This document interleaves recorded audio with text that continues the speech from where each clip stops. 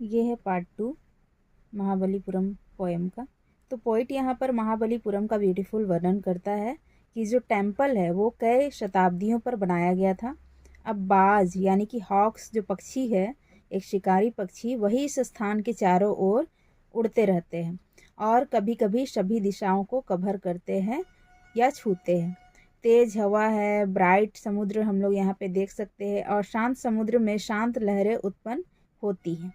Poet यहाँ पर यह कहना चाहता है कि जो ब्राइट समुद्र में जो हवा है वो भी यहाँ पे नज़र आती है और वो आसमान है, जो आसमान है वो भी अपने आप को नीचा करता है और इस तरह झुकता है जैसे समुद्र की ये वर्शिप कर रहा हो, पूजा कर रहा हूँ, इन चट्टानों की पूजा कर रहा हूँ। पत्थरों की मूर्तियाँ हजारों साल पहले बनाई गई थी और इन पत्थर को सजीव कहकर यहाँ पे पोइट पुकारते हैं।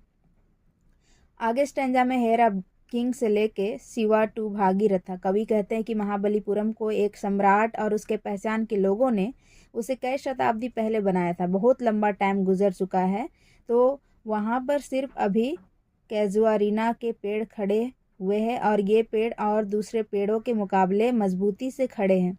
दूसरे ट्रीज समाप्त हो गए हैं टाइम के साथ, लेकिन ये ट्री आज भी जीवित है और अभी भी यहाँ पर सरवाइव कर रहा है। ये पेड़ अर्जुन के प्रायश्चित के बाद भी विद्वान है। महाबलीपुरम में जो पत्थर से बनाई गई स्टैच्यू है वो हमें अर्जुन के प्रायश्चित की कहानियाँ हमें कहती है। अर्जुना, 5 पांडव में से एक था अर्जुन, जो महाभारत के युद्ध के दौरान कई योद्धाओं का वध किया था। उसी के बाद में गंगा नदी को स्वर्ग से पृथ्वी तक लाए थे वो। अर्थ पर गंगा के अवतरण का इफेक्ट इतना ज़्यादा होता है कि वह अर्थ को ही नष्ट कर देता है। इसलिए अर्जुन ने गॉड शिवा को गंगा नदी के अवतरण को अपने बालों में सहने के लिए तैयार किया था।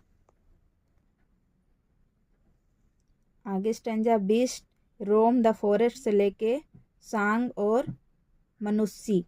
अब महाबलीपुरम के फॉरेस्ट में सिर्फ जंगली जानवर यानी वाइल्ड जानवर ही घूमते रहते इधर उधर। एक काइट है जो शांत बैठी है, ऐसे जैसे कि वो बहुत महान चिंतन कर रही है। ये जो प्लेस है ग्रेनाइट के बड़े बड़े पत्थरों से मिलकर बना है और ये जो मूर्तियाँ या कलाकृतियाँ हैं वो एंशियंट है और वह धूल से सने हुए हैं, जमी हुई धूल है वहाँ पे। ये आर्ट पत्थर में बनाई गई है।